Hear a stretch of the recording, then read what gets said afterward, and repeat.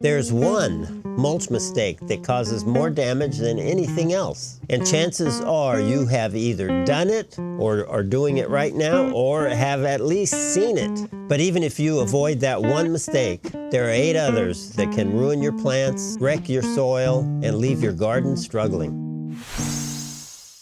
Let's start with the biggest mistake that causes more damage than anything else. Now, everyone's calling it by the same name. I don't like that name, the volcano, so I'm not going to call it that. We are mounding up too much mulch right around the base of plants or the trunks of plants, and that's bad for plants. It's good to have the mulch thick where there's soil, but as it gets to plants, you have to thin it out, and it's all right to have just a thin layer there, or even down to nothing as you get to the stem. And in doing so, you'll get the benefits of the mulch over the soil without the detriments causing a lack of air circulation and too much moisture right around the base of the plants. Now, if you thought more mulch equals healthier plants, this is where things could go sideways. If you remember the quote from Eddie the Lazy Landscaper, "How mulch is too mulch?" We're going to get into that right now. Not everyone shares this opinion, but my own opinion is you shouldn't mulch more than 3 inches thick. I usually do less than that. I usually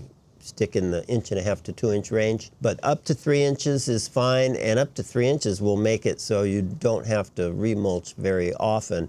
We don't want to go more than 3 inches because it can suffocate roots. Secondly, it can encourage fungal diseases because of too much moisture and retaining too much moisture. And third is that it presents a great habitat for pests, and we don't want to do that. Now, this one is the opposite problem. Mulch breaks down over time. That is exactly the point. That doesn't mean you should set it and forget it. In addition to it breaking down, unfortunately, we do have other ways we lose mulch. Wind and heavy rains and gardeners that are constantly blowing over it.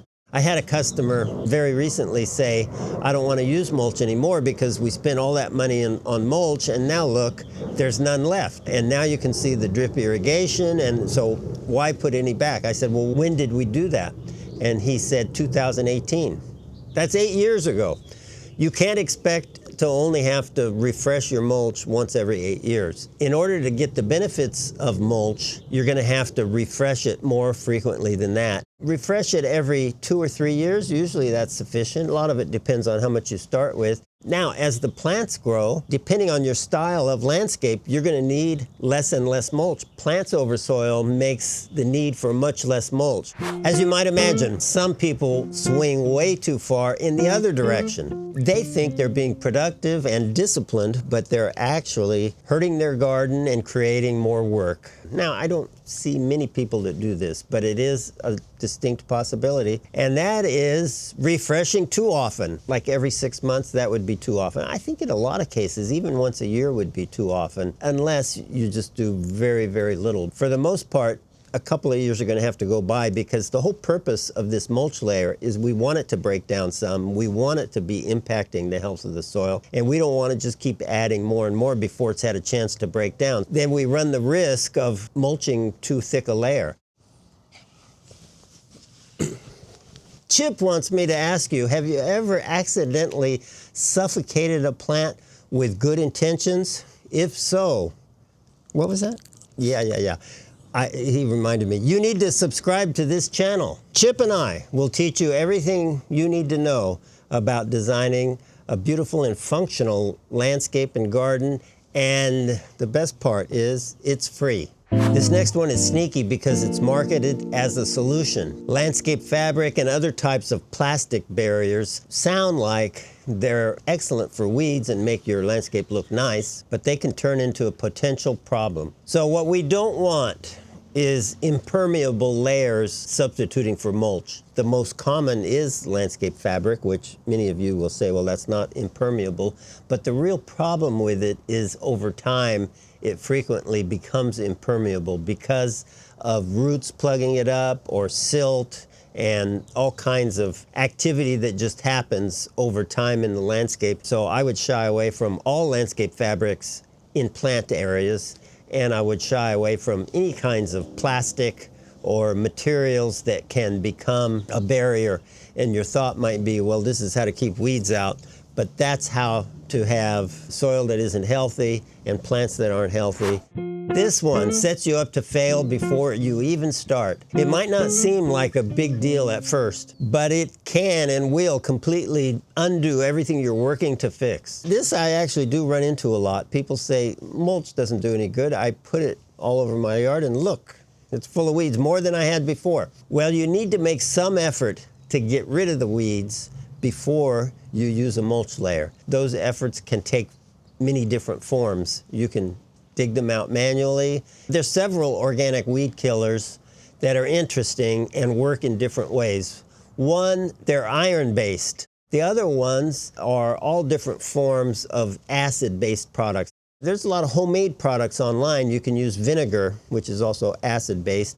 Mulch is not a soil sterilant. Mulch will help if everything underneath has been addressed as well as you can address it. It might look clean, but this next product might create a problem that most people never see coming. It's become more popular, and if you're in Arizona, you see a lot of rock used as mulch. I would be very blunt in saying wood-based mulch is much better for your soil than rock-based mulch.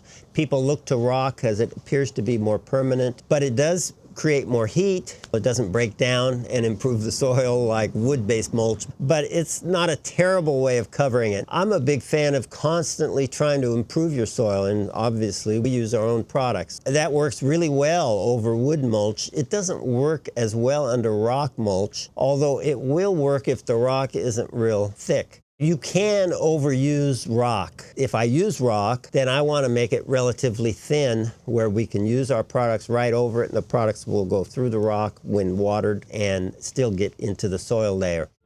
This next mistake can trip a lot of people up because what's available for me in my yard might not be available for you in your yard, depending on where you are in the country.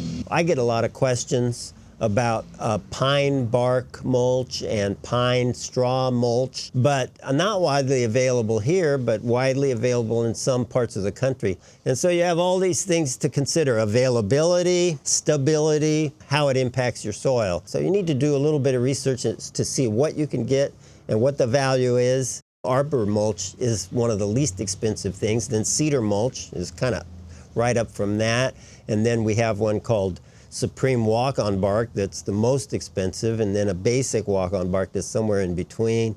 The forest humus products are kind of expensive, but they don't stay put very well. The last mistake can change everything if you're growing food, because the rules here are completely different. And the best soil covering for vegetable gardens is a good quality compost. You can also look at our blend and our Penetrate Liquid Biotiller. Absolutely fantastic for vegetable gardens. But if you want to cover it with some kind of bulk material, then I would go for a good quality compost, which is probably available in your area and sometimes at a very good cost. So compost is superior mostly because of immediate availability. A hardwood coarse mulch is going to take a long time to break down and improve that soil, whereas a fine compost is going to break down more quickly, is going to be easier to incorporate into the top part of the soil, and you're going to see more benefits faster. If you avoid these mulch mistakes, then you're already ahead of most people. But if you really want your yard to stand out, you need to know what actually works. Chip and I put together a video for you